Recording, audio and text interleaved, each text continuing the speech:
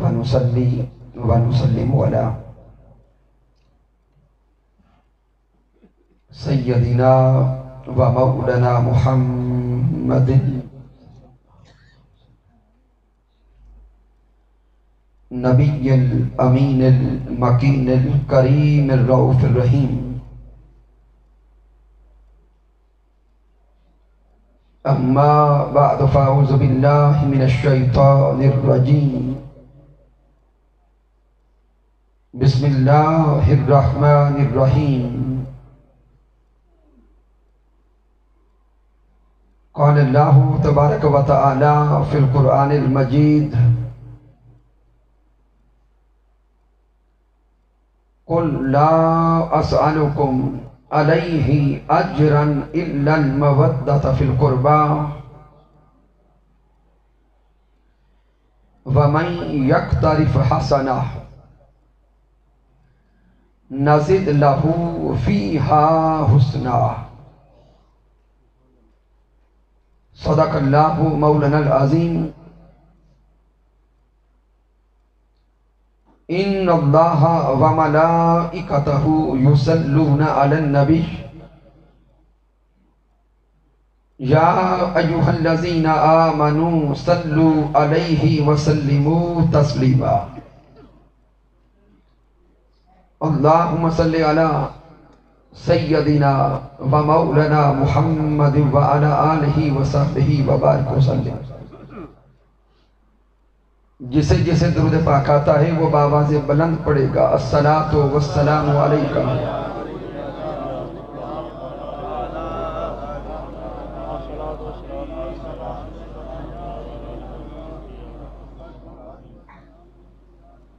اللہ رب العزت کی توفیق سے اور تاجدار کائنات صلی اللہ علیہ وآلہ وسلم کے نعرین پاک کے تصدق سے للہ شریف کے اس خوبصورت علاقہ میں ہم عظیم الشان محفل ذکر آل مصطفیٰ صلی اللہ علیہ وآلہ وسلم حاضر ہیں. اس عظیم محفل پاک کے اہتمام پر ہدیہ تبریک و تحسین پیش کرتا ہوں انتظامیہ کے تمام ساتھیوں کو، بالخصوص جناب محترم ماسٹر ظفر صاحب، ان کے تمام معاونین، جناب محترم قاری غلام مصطفیٰ صاحب، خطیب و امام جامع مسجد ہذا، اور آج کی بزم میں موجود جمیع علماء کرام و مشائخ اعظام،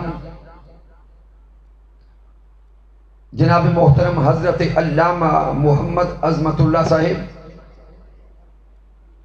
فاضل بھیرا شریف، جناب محترم حضرت علامہ عزیز الرحمن صاحب، جناب محترم حضرت علامہ سرفراز احمد صاحب، آقا علیہ الصلوۃ والسلام سے محبت و عشق کا تعلق رکھنے والے جمیع دیوانگان مصطفیٰ، رب کائنات سب کی حاضری اور کاوش اپنی بارگاہ اقدس میں قبول فرمائے. سامعین محترم، آج کی اس محبت اہل بیت کانفرنس، اس کے لیے جو موضوع چنا ہے وہ ہے قرآن اور آل مصطفیٰ. اور آغاز ان الفاظ سے کر رہا ہوں کہ حسن کے پیچھے حسین لکھنا اور حسن کے آگے حسین لکھنا. حسن کے پیچھے حسین لکھنا اور حسن کے آگے حسین لکھنا خدا محمد علی کے پیچھے خدا محمد علی کے پیچھے اور حسن کے آگے حسین لکھنا۔ محبتوں کے سفر میں یارو یہ فلسفہ ہے جناب حر کا، محبتوں کے سفر میں یارو یہ فلسفہ ہے جناب حر کا، کہ ستم کو دشمن کی صف میں رکھنا، سجن کے آگے حسین لکھنا۔ محبتوں کے سفر میں یارو یہ فلسفہ ہے جناب حر کا، کہ ستم کو دشمن کی صف میں رکھنا، سجن کے آگے اونچا بولیں، سجن کے آگے حسین لکھنا۔ اور حاصل کلام دے رہا ہوں کہ میں پنج تن کا نیاز مند ہوں۔ اب جو پنج تن کا نوکر ہے وہ بولے گا، میں پنج تن کا نیاز مند ہوں، میں پنج تن کا نیاز مند ہوں، میری وصیت نہ بھول جانا، یہ میرے بچپن کا ہے وظیفہ، میرے کفن کے آگے حسین لکھنا۔ سامعین محترم، اس کی ایکو کم کر دیں، بیس بڑھا دیں۔ قرآن مجید فرقان حمید کی معروف آیہ مبارکہ تلاوت کرنے کا شرف حاصل ہوا ہے۔ یہ 25واں پارہ ہے، سورۃ الشورى ہے، اور آیہ کریمہ نمبر 23 کا ایک حصہ ہے کہ رب کائنات نے فرمایا اپنے محبوب سے، قل لا اسألکم علیہ اجرا الا المودۃ فی القربى۔ رب کائنات نے اپنے محبوب سے فرمایا، سونے حبیب آپ فرما دیں، لا اسألکم علیہ اجرا الا المودۃ فی القربى، کہ میں اس پر تم سے کوئی اجر طلب نہیں کرتا، الا المودۃ فی القربى، سوائے مودت اقربائے مصطفیٰ کے، سوائے محبت آل مصطفیٰ کے، سوائے مودت آل مصطفیٰ کے۔ تو سامعین محترم، آئیے اس آیہ کریمہ کا یہاں سے یہ فرمان آ رہا ہے، غور کریں۔ اللہ فرما رہا ہے قل، آپ توجہ کریں کہ یہ آیہ کریمہ قرآن کا حصہ ہے، یہ آیہ مبارکہ بولیں گے قرآن کا حصہ ہے۔ تو جب قرآن کا حصہ ہے تو کلام خدا ہے، کلام خدا ہے، اور لفظ کل بتا رہا ہے کہ یہ فرمان مصطفیٰ ہے۔ تو گویا اس کل کے بعد جو آگے حکم آ رہا ہے وہ حکم خدا بھی ہے اور فرمان مصطفیٰ بھی ہے۔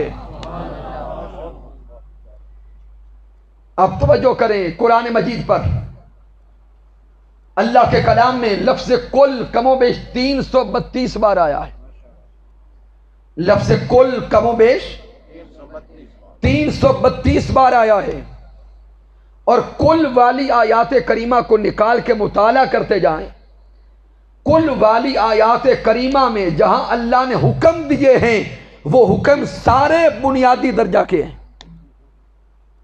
وہ احکامات اعتقادی درجہ کے ہیں۔ اب سارے کا سارا قرآن اللہ کا کلام، رب کائنات اگر کل کے بغیر کلام کرے تو تب بھی اس میں شک کی گنجائش نہیں ہے، وہ مولا کل کے ساتھ کلام کرے تو تب بھی شک کی گنجائش نہیں ہے۔ تو ذہن سوال کرتا ہے، رب کائنات کل کے بغیر بھی کلام تیرا، کل کے ساتھ بھی کلام تیرا، وہ بھی احکامات تیرے، یہ بھی احکامات تیرے، اب یہ تو بتا جب کل کے ساتھ حکم دیتا ہے تو اس کل کے لانے کا فائدہ کیا ہے؟ تو سامعین، آئمہ فقہ کو پڑھیں، آئمہ حدیث کو پڑھیں، اور آئمہ اصول و تفسیر کو پڑھیں، آئمہ بیان کرتے ہیں کہ جب بھی کسی آیہ کریمہ کے آغاز میں کل آتا ہے، وہ کل اس امر میں تاکید پیدا کرتا ہے، کل امر میں تاکید لاتا ہے، زور لاتا ہے، قوت لاتا ہے، طاقت لاتا ہے۔ تو سامعین محترم، کل جن جن احکامات میں آیا اس کل نے تاکید پیدا کی، حکم میں زور پیدا کیا۔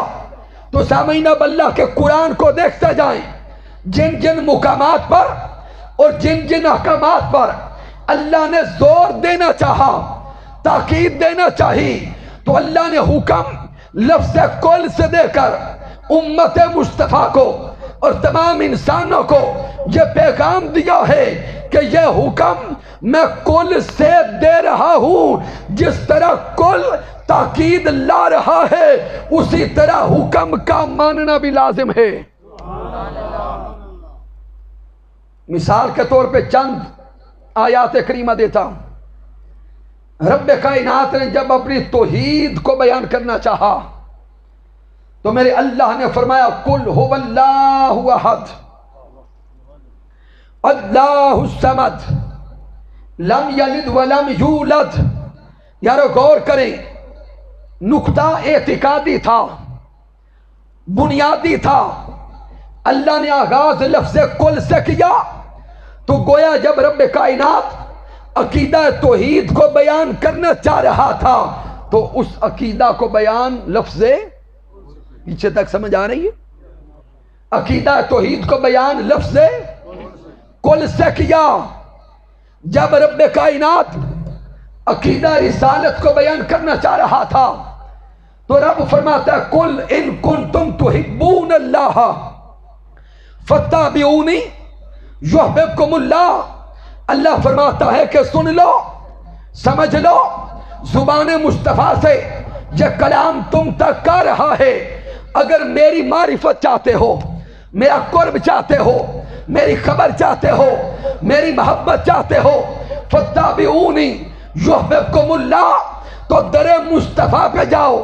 تو جب رب کائنات نے اطاعت مصطفیٰ، اتباع مصطفیٰ، تعلق مصطفیٰ اور رسالت عقیدہ دینا چاہا تو اللہ نے بیان لفظ کل سے کیا۔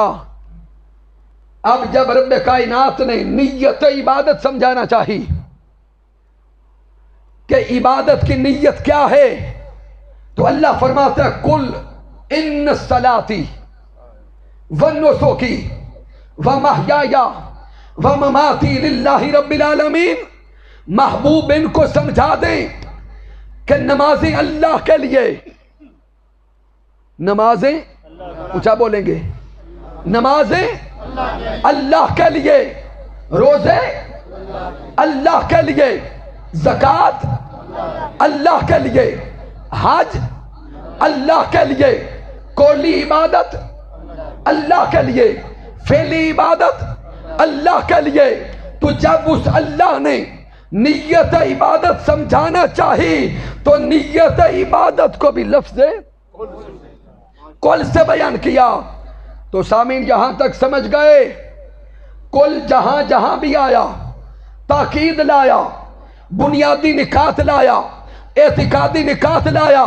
اب نقطہ سمجھیے گا، وہ رب کائنات جس نے عقیدہ توحید لفظ کل سے بیان کیا، جس نے عقیدہ توحید اونچا بولے لفظ کل سے بیان کیا، وہ رب کائنات جس نے عقیدہ رسالت لفظ کل سے بیان کیا، وہ رب کائنات جس نے نیت عبادت لفظ کل سے بیان کی، وہی رب ارشاد فرماتا ہے قل لا اسألکم علیہ اجرا الا المودۃ فی القربى۔ انسانوں سمجھ لو، ایمان والوں سمجھ لو، جو کل عقیدہ توحید میں تاکید لا رہا ہے، جو کل عقیدہ رسالت میں تاکید لا رہا ہے، اسی کل سے میں مودت آل مصطفیٰ کو بیان کر رہا ہوں۔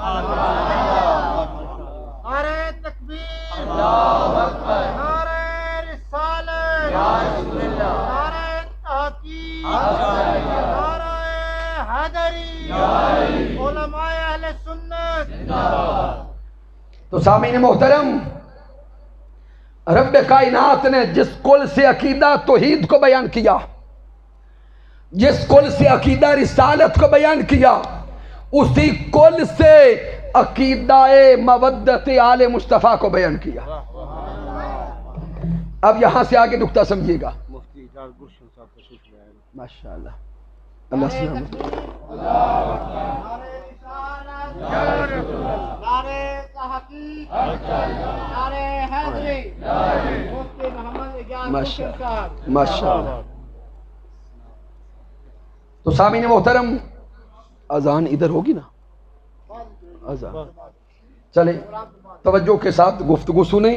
اذان پھر ادھر ہوگی اور انشاءاللہ نماز با جماعت ادا کریں گے. تو سامعین، آپ اس آیہ کریمہ پر اور غور کریں، اور اس آیہ مبارکہ کے انداز بیان پہ غور کریں. اس آیت کریمہ کا انداز بیان نفی و اس بات والا ہے.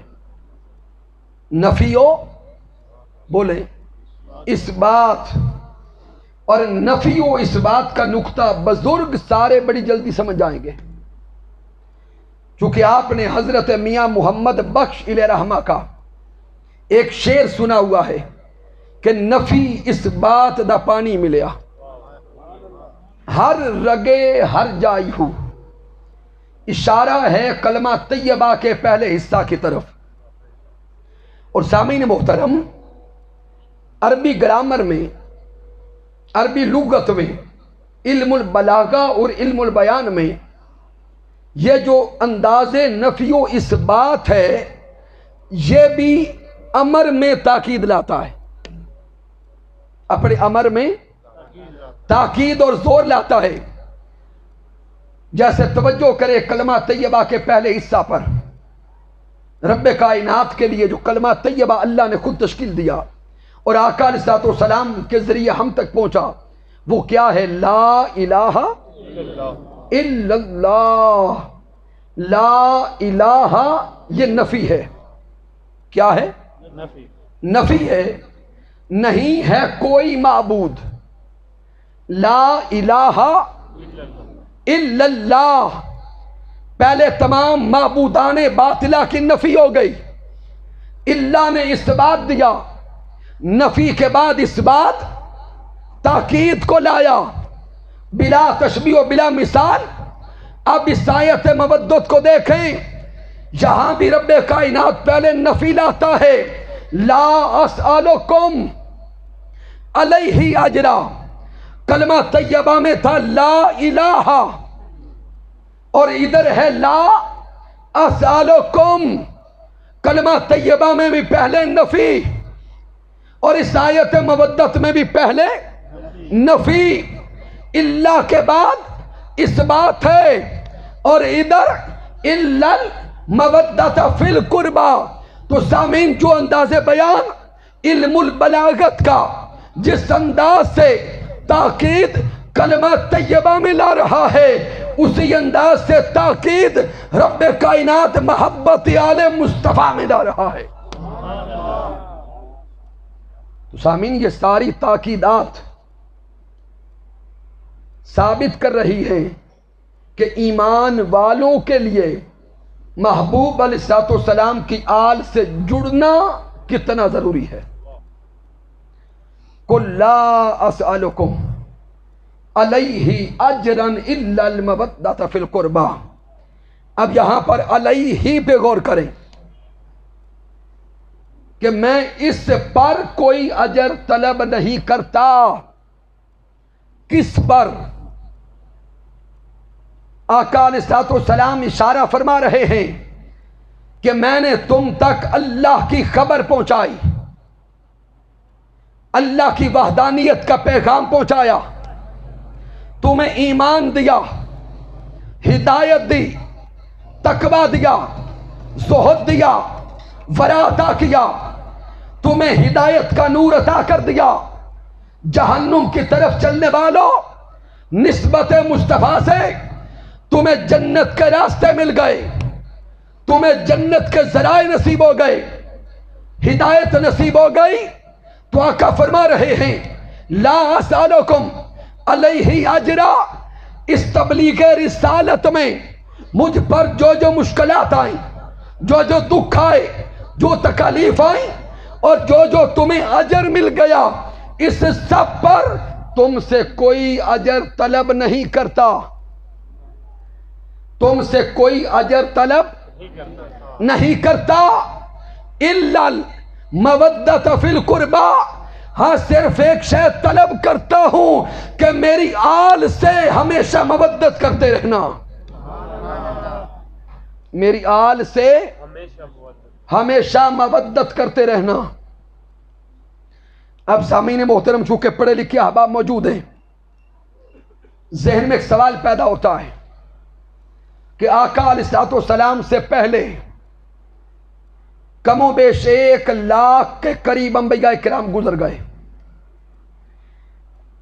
کم و بیش 1,24,000 پیغمبر، تو محبوب علیہ السلام سے پہلے جتنے بھی انبیاء گزرے، کیا کسی اور نبی نے اجرت تبلیغ مانگی ہے؟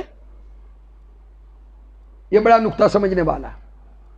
آقا تو الا المودۃ فی القربى کے ذریعے طلب کر رہے ہیں، آقا ایمان والوں سے کیا کر رہے ہیں؟ طلب کر رہے ہیں، مانگ رہے ہیں۔ تو جتنے انبیاء کرام پہلے گزر گئے، کیا کسی اور نبی نے تبلیغ رسالت مانگی؟ تو جواب آتا ہے نہیں۔ میں اشارہ دے رہا ہوں، سورۃ الشعراء کو پڑھیں، کم و بیش 4 یا 5 انبیاء کرام کا ذکر ہے، ان سارے کے سارے انبیاء کرام کے کلمات ایک ہیں کہ یہ جو ہم نے تبلیغ کی ہے، ہدایت پہنچائی ہے، اللہ کا پیغام پہنچایا ہے، اس کا اجر تم سے نہیں مانگتے، اس کا اجر ہم اللہ سے مانگتے ہیں۔ ان اجریہ الا الی اللہ، سب پیغمبر کہتے ہیں کہ اس کا اجر ہم اونچا بولیں اللہ سے مانگتے ہیں۔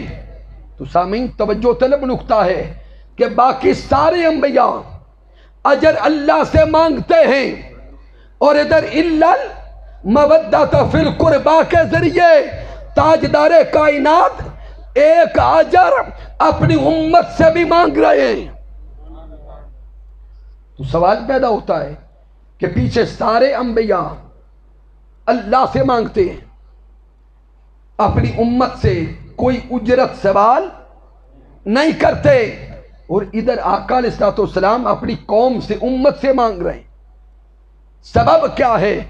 سامعین محترم پہلا نقطہ تو سمجھ لیں، دیگر انبیاء کرام کے اجر والی سورۃ الشعراء میں جتنی آیات آئیں گی وہاں لفظ کل نہیں ہوگا، وہاں لفظ کل نہیں ہوگا، اور ادھر آیت مودت میں لفظ کیا ہے بھئی؟ سمجھ آ رہی ہے؟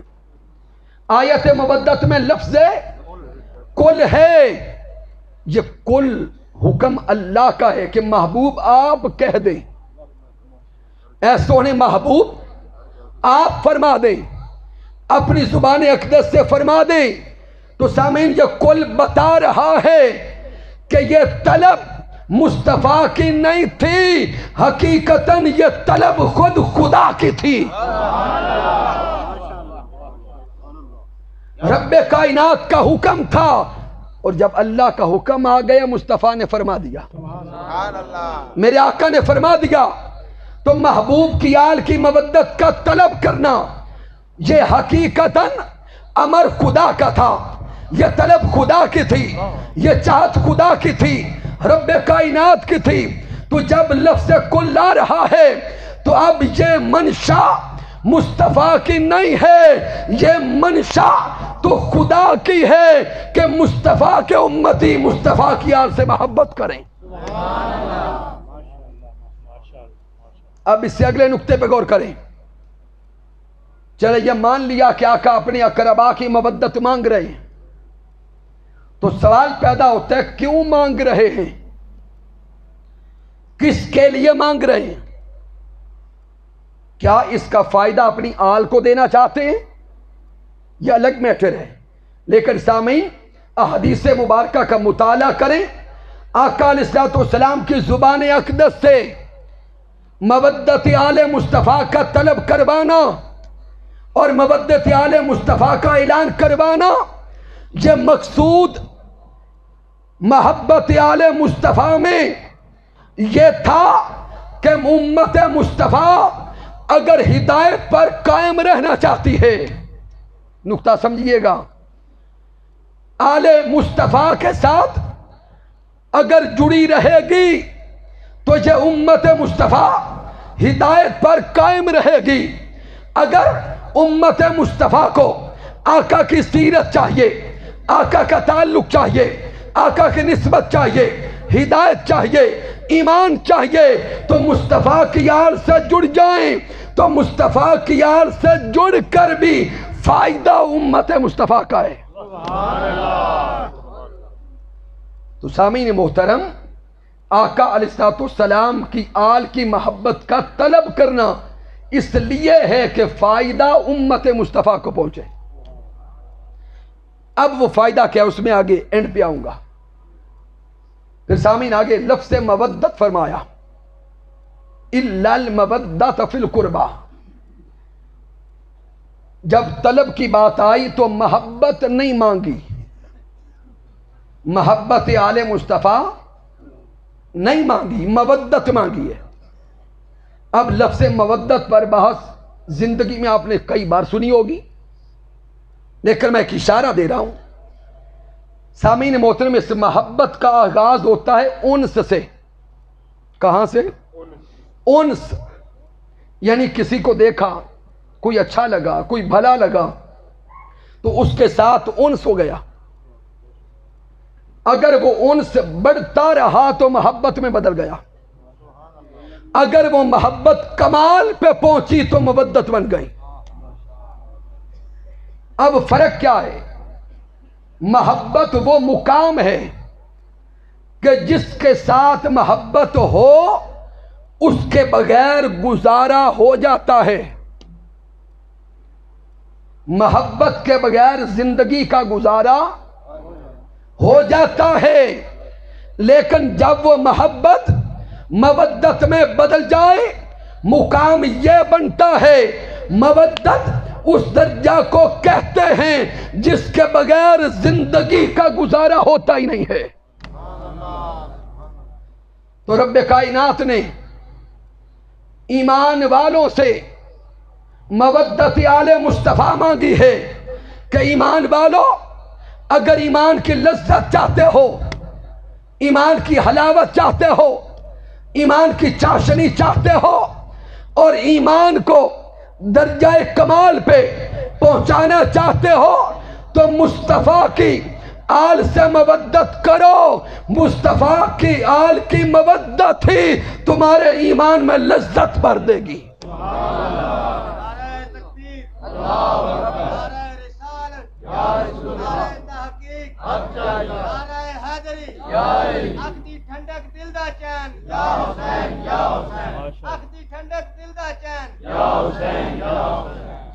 تو سامعین محترمہ، اب اسی آیہ کریمہ کو آگے پڑھتے جائیں۔ آگے میرے اللہ نے فرمایا وَمَن يَقْتَرِفْ حَسَنًا نَزِدْ لَهُ فِيهَا حُسْنًا۔ رب کائنات نے فرمایا کہ جو نیکی کما کے لائے گا، وَمَن يَقْتَرِفْ حَسَنًا،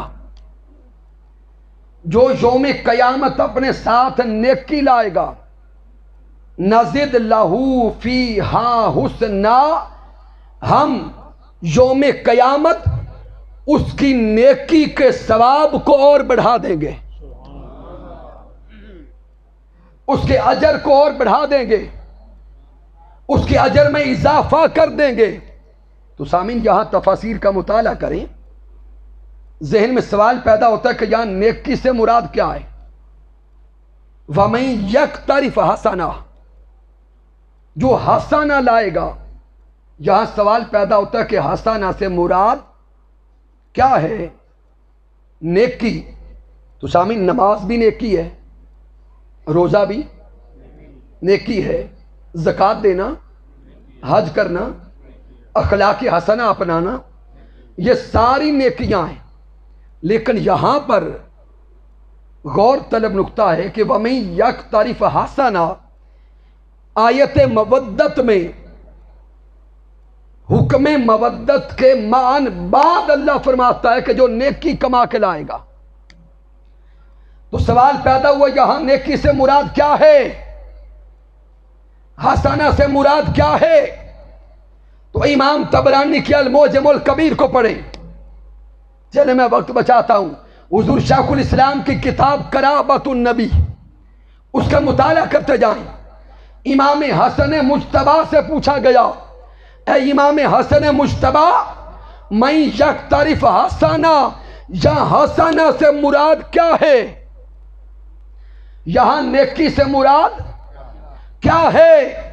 کہ اللہ فرما رہا ہے جو اپنے ساتھ نیکی لائے گا ہم اس نیکی کا اجر اور بڑھا دیں گے.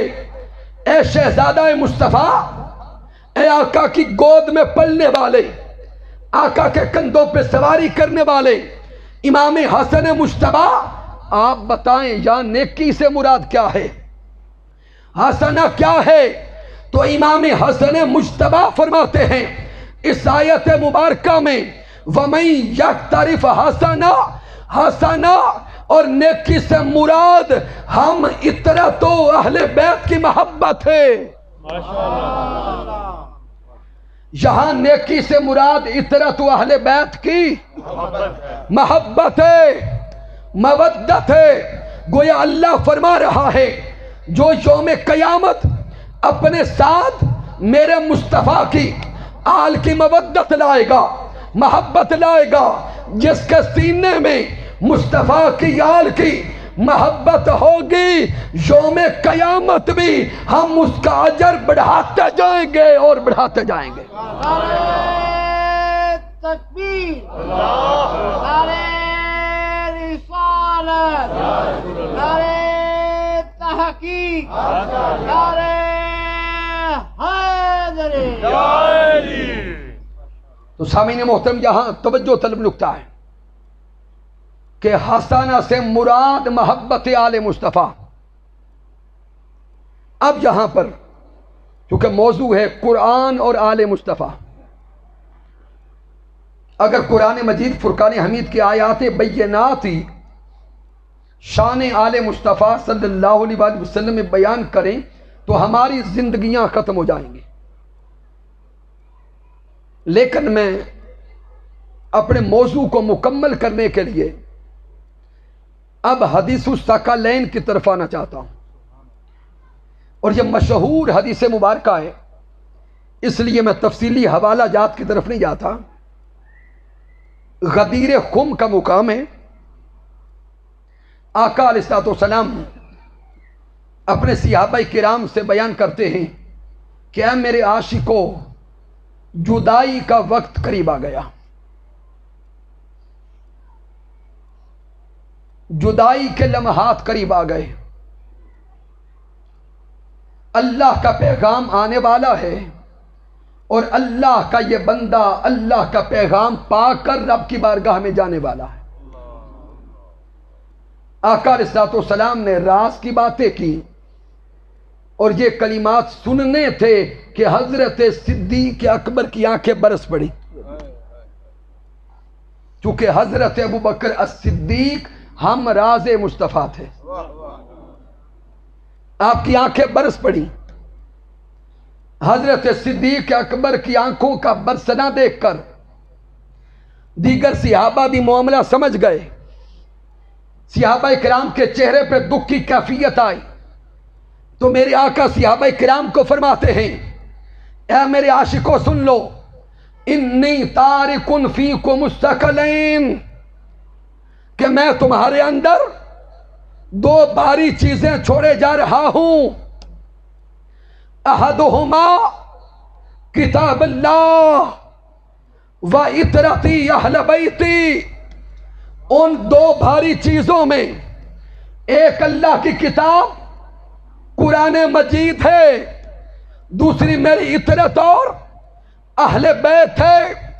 ان تمسکتم بہی لن تضلوا بعدی، آقا فرماتے ہیں جس نے ان دونوں کو تھام لیا، مضبوط کر لیا، لن تضلوا بعدی، اس کے لیے ضمانت دیتا ہوں کہ وہ میرے بعد قیامت تک کبھی گمراہ نہیں ہوگا۔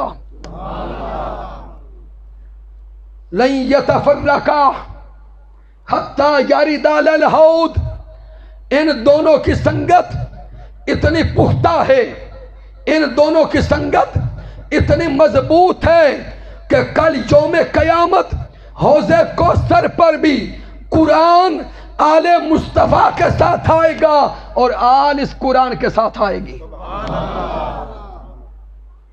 تو سامعین محترم اس حدیث مبارکہ پہ غور کریں۔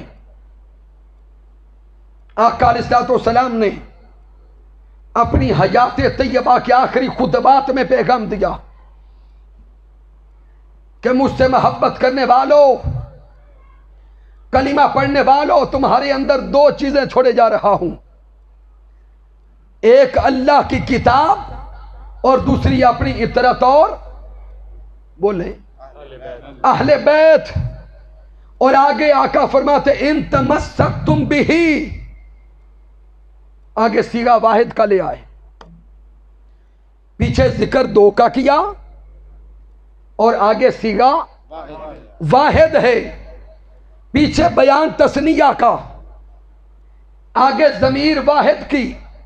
اب ذہن میں سوال پیدا ہوتا ہے کہ جب ذکر دو کا ہے تو ضمیر بھی تثنیہ کی آتی، لیکن آقا فرماتے ان تمسکتم بہ، جس نے اس کو تھام لیا۔ گویا آقا فرمائے رہے ہیں ارے دیکھنے میں دو ہیں لیکن پیغام میں ایک ہیں۔ اگر کسی نے اللہ کا پیغام کتابی صورت میں دیکھنا ہو تو قرآن کو دیکھے، اگر کسی نے اللہ کا پیغام عملی صورت میں دیکھنا ہو تو آل مصطفیٰ کو دیکھے۔ ان تمسکتم بہ لن تضلوا بعدی، آقا نے ضمانت دے دی کہ جس نے تھام لیا وہ قیامت تک گمراہ نہیں ہوگا۔ اب سامعین اسی حدیث مبارکہ کے پہلے الفاظ پہ غور کریں اور آپ کی توجہ چاہوں گا لفظ ثقلین پر۔ ثقلین یہ تثنیہ کا صیغہ ہے، یانون ما قبل مفتوح۔ اس وزن پر جب بھی دو کا ذکر ہوتا ہے، اس وزن پر جب بھی دو کا ذکر ہوتا ہے تو اس میں ایک اشتراک پایا جائے گا۔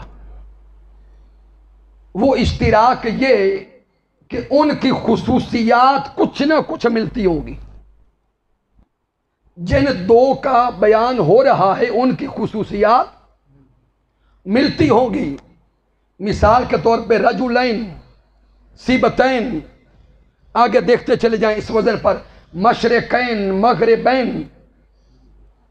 تو جب بھی اس وزن پر دو کا بیان ہوگا تو ان میں کوئی نہ کوئی خصوصیات ملتی ہوگی۔ اب آقا علیہ السلام حدیث الثقلین میں جن دو کا ذکر کر رہے ہیں، ایک اللہ کی کتاب قرآن مجید ہے، دوسری اطرت اور آل مصطفیٰ ہے۔ وزن یانون ما قبل مفتوح تثنیہ کا صیغہ، اس وزن پر جب بھی دو کا بیان ہوگا ان کی خصوصیات میں کوئی نہ کوئی اشتراک ہوگا۔ اب سوال پیدا ہوا کہ قرآن اور آل مصطفیٰ کی خصوصیات میں اشتراک کیا ہے؟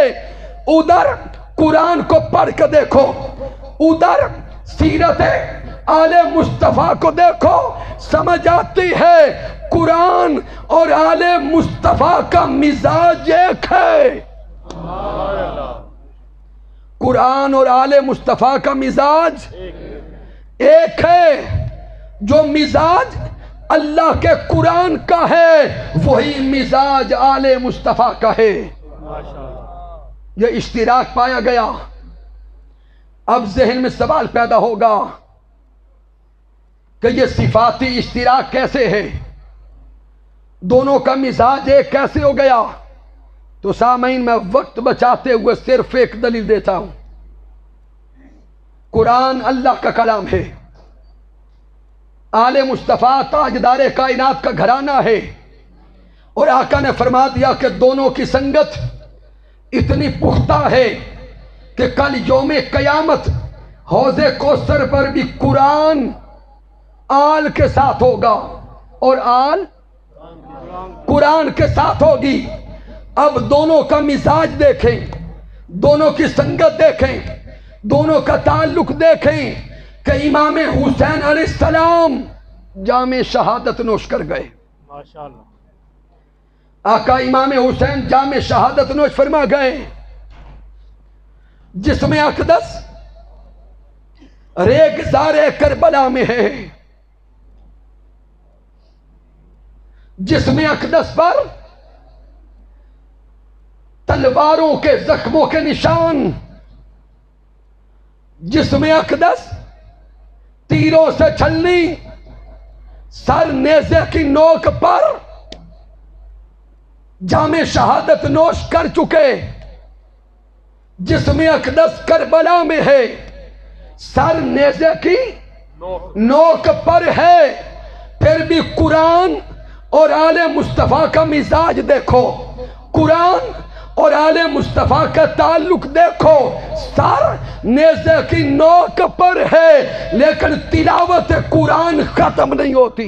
سبحان اللہ، نعرہ تکبیر، اللہ اکبر، نعرہ رسالت، نعرہ تحقیق، نعرہ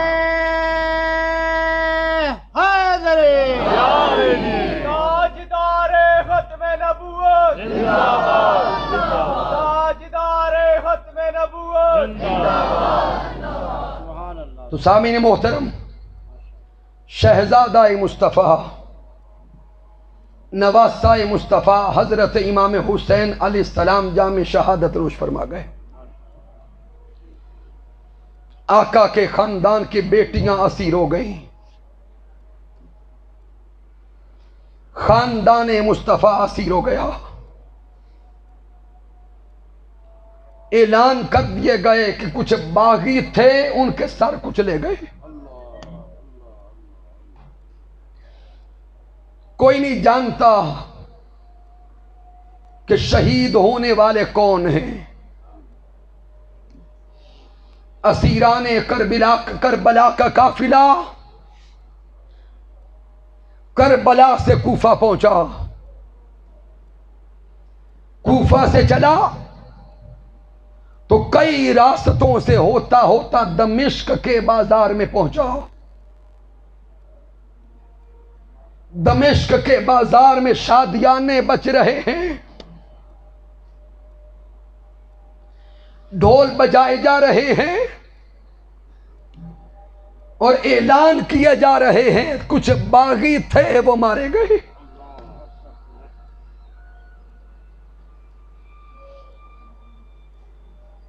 اسیران کربلا کا قافلہ دیکھنے کے لیے عورتیں چھتوں پہ چڑھ گئی، جوان بازار میں آ گئے۔ ایک عجیب شور و غلغلہ تھا کہ باغی مارے گئے۔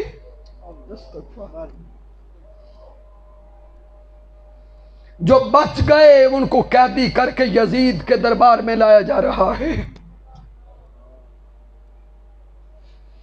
قافلہ دمشق کے بازار میں روکا گیا جس کا نام سوق حمیدیہ ہے۔ جب لوگوں نے قافلہ کو دیکھا، چھت پر ایک عورت نے کچھ قیدی بیبیوں کو دیکھا، اس نے ان قیدی عورتوں کو دیکھ کر ان کے لیے کچھ کھانا بھیجا، کچھ پانی بھیجا، کچھ دھلی ہوئی صاف ستھری چادریں بھیجی، اور ایک خادمہ وہ کھانا پانی چادریں لے کے سیدہ زینب کی بارگاہ میں آئیں سلام اللہ رضی اللہ۔ حضرت سیدہ زینب نے اس چادریں لانے والی غلامہ سے پوچھا کہ تم یہ تحفے، یہ کھانا، یہ پانی کیوں لائی ہو؟ تو اس غلامہ نے کہا میں تو نہیں جانتی، وہ چھت پر عورت ہے، یہ سارا کچھ اس نے بھیجا ہے۔ حضرت سیدہ زینب فرماتی ہیں کہ ہم قبول تب کریں گی، پہلے اس کو بلاؤ۔ اب وہ عورت حضرت سیدہ زینب کے سامنے ہے۔ سیدہ زینب سوال کرتی ہیں کہ ہمارا قافلہ کربلا سے چلا، کوفہ پہنچا، کوفہ سے چلا، کئی راستوں سے ہوتا ہوتا آج دمشق پہنچا ہے۔ راستے میں نہ پانی پوچھا گیا، نہ کھانا پوچھا گیا۔ اے نیک عورت، تم کون ہو جو یہ خدمت کر رہی ہو؟ اب دل تھام کے سنیے گا۔ وہ عورت عرض کرتی ہے کہ میں آپ کو نہیں جانتی کہ آپ کون ہیں، کہاں سے آئی ہیں، بس میں تو اپنی مخدومہ کائنات کی نصیحت پوری کر رہی ہوں۔ وہ عورت کہتی ہے کہ میرا بچپن مدینہ طیبہ میں گزرا، اور مدینہ طیبہ میں سیدہ کائنات حضرت سیدہ فاطمہ الزہرا کی خدمت کرتی، ان کی بارگاہ میں رہتی۔ جب وہاں سے دمشق آنے لگی تو میں نے عرض کیا کہ کائنات کی سیدہ مجھے کوئی وصیت فرما دے۔ جب میں دمشق آ رہی تھی تو سیدہ کائنات نے فرمایا کہ اگر دمشق کے بازار میں کبھی کوئی قیدی نظر آئے تو ان سے بھلا کرنا۔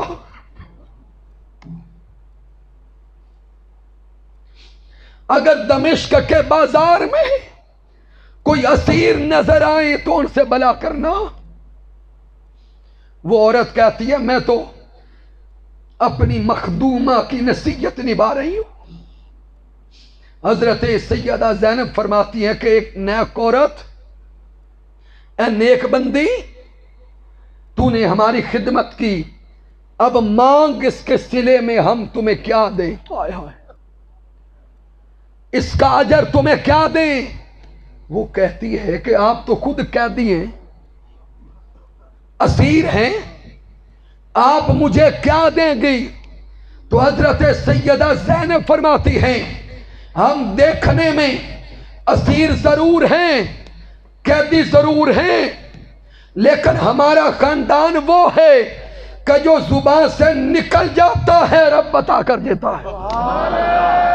تکبیر، اللہ اکبر، نعرہ رسالت، نعرہ اللہ، نعرہ توحید، حق چاہیے، نعرہ حیدری۔ حضرت سیدہ زینب فرما رہی ہیں اے نیک عورت مانگو کیا چاہتی ہو؟ اب وہ نیک عورت مانگنے لگی، مانگنے لگی۔ وہ کہتی ہے کہ اے نیک ہستی، اگر آپ کی دعا سے رب عطا کرتا ہے تو پھر ایک دعا کر دیں کہ مدینہ طیبہ میں جب میں سیدہ کائنات کے گھر رہتی تھی تو سیدہ کائنات کے دو شہزادے تھے، امام حسن اور امام حسین، ان کو میں گود میں کھلاتی، ان کو گود میں کھلاتی، ان سے پیار کرتی۔ آج دعا کر دیں کہ امام حسن و حسین سے ملاقات ہو جائے۔ پھر سیدہ کائنات کی ایک شہزادی تھی جس کا نام زینب تھا، وہ مجھ سے لاڈ کرتی، پیار کرتی، دعا کریں کہ زینب سے ملاقات ہو جائے۔ جب سیدہ زینب نے یہ نام سنے تو سیدہ زینب کی آنکھوں سے آنسو رواں ہو گئے، آنسو رواں ہو گئے۔ سیدہ زینب کہتی ہیں کہ نیک ماں، آپ کی دعا ابھی قبول ہو گئی۔ وہ پیچھے نیزے کی نوک پہ دیکھیں، وہ نیزے کی نوک پہ دیکھیں جو سر نظر آ رہا ہے، وہ سر اسی حسین کا ہے جس کو آپ گود میں کھلایا کرتی تھی۔ اور میں جو آپ کے سامنے قیدی حالت میں ہوں، اسیری کی حالت میں ہوں، میں وہی زینب ہوں جس کے بچپن میں آپ نے لاڈ کیے تھے۔ تب دمشق والوں کو پتا چلا کہ یہ کوئی باغی نہیں تھے، یہ خاندان مصطفیٰ شہید ہو گیا، نواسائے مصطفیٰ شہید ہو گئے۔ اے آقا علیہ الصلوۃ والسلام سے محبت کا دم بھرنے والوں اور خاندان آل مصطفیٰ سے عشق کا دم بھرنے والوں، آئیے آل مصطفیٰ کی محبت کو سینے میں بسا کر یوں عمل کی طرف بڑھیں کہ جسم تو ہمارا ہو، تن ہمارا ہو، لیکن اس پر سیرت امام حسین نظر آئے۔ اور پیغام کے آخری جملے دینے لگا ہوں۔ آج کا دور امت مسلمہ کے لیے بڑا مشکل دور ہے، بڑا کٹھن دور ہے کہ امت مسلمہ کو تقسیم در تقسیم کر دیا گیا، ٹکڑوں ٹکڑوں میں بانٹ دیا گیا، اور اتنے ٹکڑوں میں بانٹا گیا کہ اب کلمہ پڑھنے والے ایک دوسرے کو خود مار رہے ہیں۔ اب دشمن کے مارنے کی ضرورت نہیں، ہم خود ہی ایک دوسرے کو مارنے کے لیے کافی ہیں۔ فرقہ واریت کی وہ آگ لگائی گئی جس سے مسلمان آپس میں دست و گریباں ہو گئے، اور دکھ اور المیہ کی بات یہ کہ ہم نے عقائد کو بھی ٹکڑوں میں بانٹ دیا ہے۔ اگر کوئی کثرت کے ساتھ اللہ کی وحدانیت کی بات کرے، اگر کوئی اللہ کی ربوبیت کی بات کرے، اللہ کی الوہیت کی بات کرے، اور توحید کا ذکر کوئی کثرت سے کرے، تو ہم یہاں بیٹھے کہہ دیتے ہیں کہ یہ فلاں ہو گیا۔ اگر کوئی عقیدہ رسالت کثرت سے بیان کرے، یا رسول کے نعرے لگائے، عشق مصطفیٰ کی بات کرے، تو ہم کہتے ہیں کہ یہ فلاں ہو گیا۔ اور اگر کوئی علی علی کرتا ہے، سیدہ فاطمہ الزہرا کی محبت کی بات کرتا ہے، حسنین کریمین کی محبت کی بات کرتا ہے، تو ہم کہتے ہیں کہ یہ وہ ہو گیا۔ اور اگر کوئی خلفائے راشدین، صحابہ کرام رضوان اللہ تعالی علیہم اجمعین کا ذکر کرتا ہے، تو ہم کہتے ہیں کہ یہ وہ ہو گیا۔ سامعین، تھوڑا اپنے ماحول کو دیکھیں، کیا ہم نے اذکار کو تقسیم کیا ہے یا نہیں کیا؟ اونچا بولیں۔ ہم تقسیم کر رہے ہیں۔ دکھ اور المیہ یہ ہے کہ یہ سارے اذکار ان کو مجتمع کرے تو ایمان بنتا ہے، ان سب کو مجتمع کرے تو ایمان بنتا ہے۔ اگر عقیدہ توحید ہم نکال دیں اور اللہ اللہ کرنا نکال دیں تو کیا ایمان بچ جائے گا؟ نہیں۔ تو جو اللہ اللہ کرتا ہے ہم اس کو وہ کیوں کہتے ہیں؟ جو رسول رسول کرتا ہے ہم اس کو جدا کیوں کرتے ہیں؟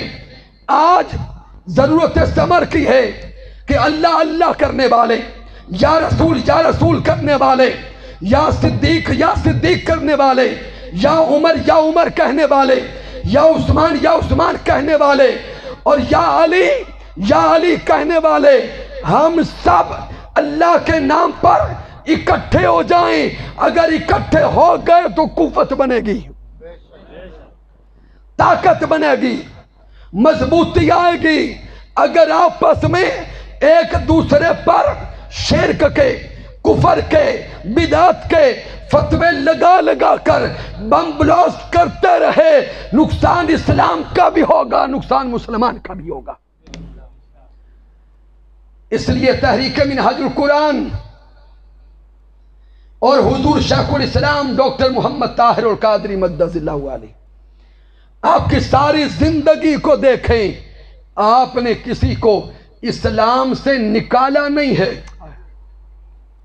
آپ نے کسی کو اسلام سے اونچا بولیں نکالا نہیں ہے، لیکن آپ کی زندگی کو پڑھ کے دیکھو، نکالا کسی کو نہیں، اسلام میں داخل ہزاروں کو کر دیا ہے۔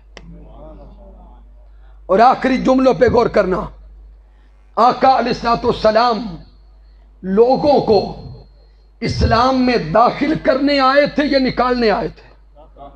اور اونچا بولیں، داخل کرنے آئے تھے۔ تو پھر سامعین، آقا کی سنت کیا ہے؟ اسلام میں داخل کرنا یا خارج کرنا؟ داخل کرنا۔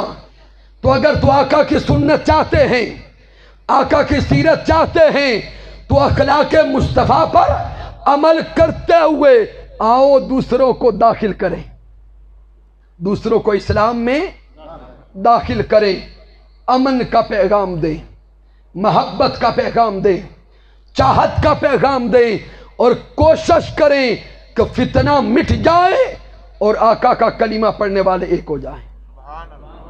یہی پیغام ہے، یہی وقت کی ضرورت ہے کہ ہم ذکر توحید باری تعالیٰ بھی کریں، ذکر محبت مصطفیٰ، عشق مصطفیٰ اور یا رسول بھی کریں، اور زندگی اسی ڈگر پہ گزرے کہ محمد محمد پکیندے گزر گئی، محمد